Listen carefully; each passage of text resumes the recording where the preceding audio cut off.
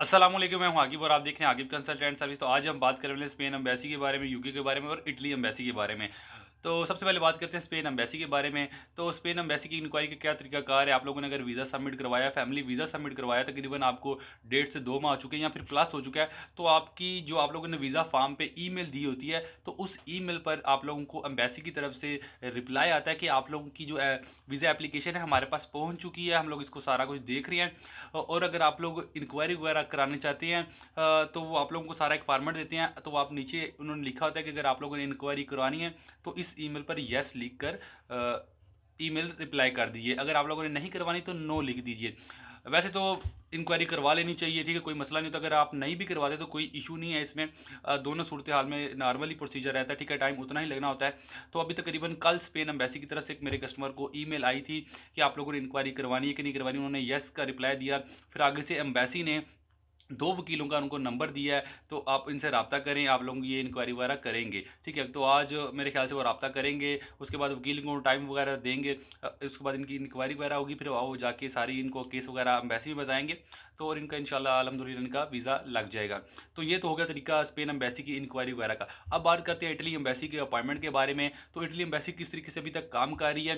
तकरीबन 2 से 3 माह हो चुके हैं, बल्कि ज़्यादा ही टाइम हो चुका है। इटली एम्बेसी मेरे ख्याल से प्रॉपर काम कर ही नहीं रही। और जो बीएलएस की कॉन्ट्रैक्ट की बात है, वो तो मेरे ख्याल से ना ही कॉन्ट्रैक्ट हुआ है या नहीं हुआ, कोई पता नहीं। वैसे तो ऑफिशियल इन्होंने दिया हुआ था जी कॉन्ट्रैक्ट हो चुका है, लेकिन अभी तक काम स्टार्ट नहीं हो रहा।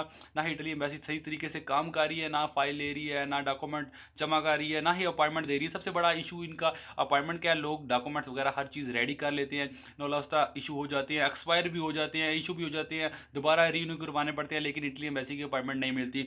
अगर एजेंटों से बात की जाए तो जी आप लोग 2 लाख रुपए दें, आपको हम डायरेक्ट इटली एम्बेसी में घुसा देते हैं, या फिर जारी की ले देते हैं। मतलब इस तरह की बातें सुनने में, मतलब इस तरह की बातें सुनने को मिलती हैं। जब इनको पैसे दे देते हैं एडवांस 40-50 हज़ार रुपया, जी वो आपकी अपॉइंटमेंट हो जाएगी हो जाएगी, वो भी इस तरह लारे लगाना शुरू कर देते हैं, ठीक है। देखिए, अगर आप लोग ईमेल करते रहिए, महीना 2 महीना यही तरीकाकार है। आगे से इटली एम्बेसी आप लोगों को एक रिप्लाई देती है जी लीगलाइजेशन फॉर्म फिलअप करके भेजें और साइन करके भेजें।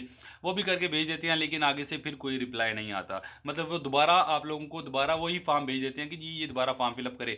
एक बार फॉर्म फिलअप कर दिया, आईडी कार्ड की कॉपी लगा दी, पासपोर्ट की कॉपी लगा दी, दोबारा भेजा, कोई रिप्लाई नहीं। फिर 2-4 महीने बाद फिर वही लीगलाइजेशन उठा के भेज देते हैं। तो इटली एम्बेसी का काम काफ़ी ज़्यादा ख़राब हो चुका है। इनकी हम लोग कंप्लेन कहाँ करें, कहीं भी नहीं कर सकते, क्योंकि इटली एम्बेसी खुद ही अच्छी तरीके से डील नहीं करती। तो इनके जो ड्रॉप बॉक्स है उनकी शिकायत हमने लोगों ने कहाँ करनी है। अब बात करते हैं यूके एम्बेसी के बारे में। यूके एम्बेसी की देखिए अपॉइंटमेंट का कोई इशू नहीं है। आप लोग फॉर्म वगैरह फिलअप करेंगे, सारा कुछ रेडी करेंगे, डॉक्यूमेंट अपलोड करेंगे, और आप लोगों को अपॉइंटमेंट 2-4 दिन बाद की मिल जाएगी, और आप लोगों ने जाके जारी में अपना पासपोर्ट जाके सबमिट करवा देना है। यूके एम्बेसी एक ऐसी ज़बरदस्त एम्बेसी कि आप लोग सारा काम आप लोग अपना ऑनलाइन ही कर सकते हो, ठीक है। जो यूके स्पाउस वीज़ा होता है उसके लिए आपको डॉक्यूमेंट अटैच करवाने होते हैं फॉरेन ऑफिस से। बाकी मेरे ख्याल से विजिट के लिए भी कोई ज़रूरत नहीं होती। और जो यूएसएस वीज़ा है उसके लिए भी आप लोग डॉक्यूमेंट फॉरेन ऑफिस से अटैच करवाने की ज़रूरत नहीं होती।